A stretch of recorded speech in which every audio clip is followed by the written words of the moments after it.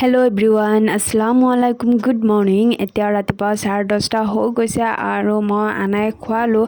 আনাই এতিয়া মাৰ লগত আছে আৰু মই এইফালে আজি ঘৰ চৰ চাফা কৰি আছোঁ। আজি সবে কদৰ হয়, সকলোৱে দোৱা কৰিব আমাৰ কাৰণে।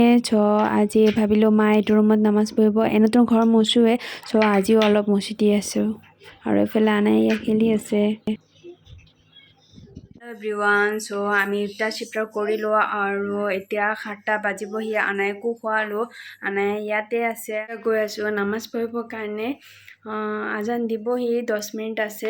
অজু কৰি পেলাই নামাজ পঢ়িম। আৰু এইফালে আনাই চাগে একগাল খেলনা লৈ পেলাই বহিছে।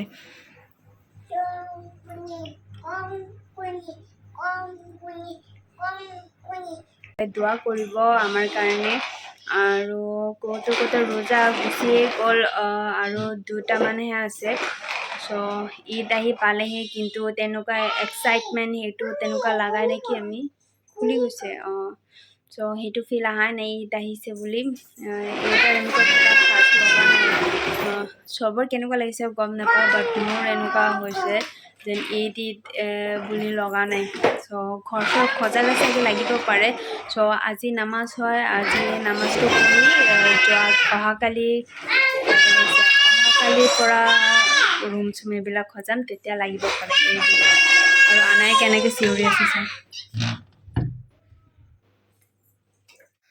তাই খেলনা লৈ পেলাই বহিছে। মই নামাজ পঢ়িম আৰু তাই খেলিব।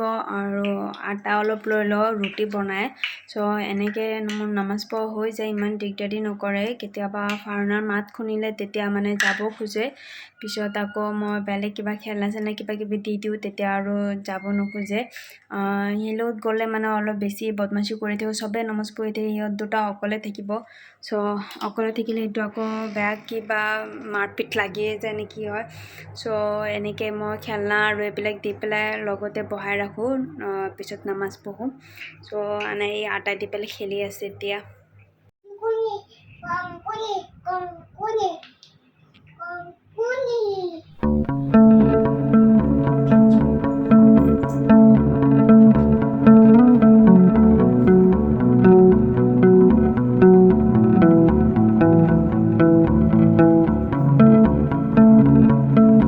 মোৰ নামাজ পঢ়া হৈ গ'ল আৰু তাই লৈ আহিছে ঈদৰ বজাৰ, আটা, ময়দা, চুজি, দালি, চেনি, মানে যি লাগে। ৰোজা মাহত ফাৰ্ষ্টত আনিছিলে, এতিয়া চব অলপ অলপ শেষ হৈ গৈছে।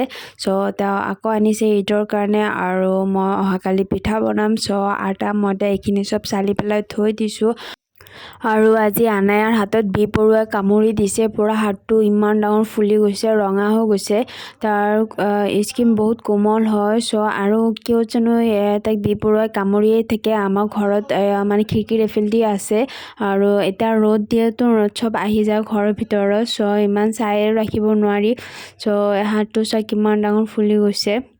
আৰু তাইক লগাই দিছোঁ মলম চলম, কিন্তু কমা নাই। অহাকালি যদি অলপ কমে দেখাম বাৰু আপোনালোকক কিমানখিনি কমিছে। এইটো ব্লগ ইয়াতে এণ্ড কৰিলোঁ। যদি ভাল লাগে লাইক, শ্বেয়াৰ আৰু ছাবস্ক্ৰাইব কৰিব আৰু কমেণ্ট কৰি জনাব কেনেকুৱা লাগিছে। বাই বাই, নেক্সট ব্লগত লগ পাম।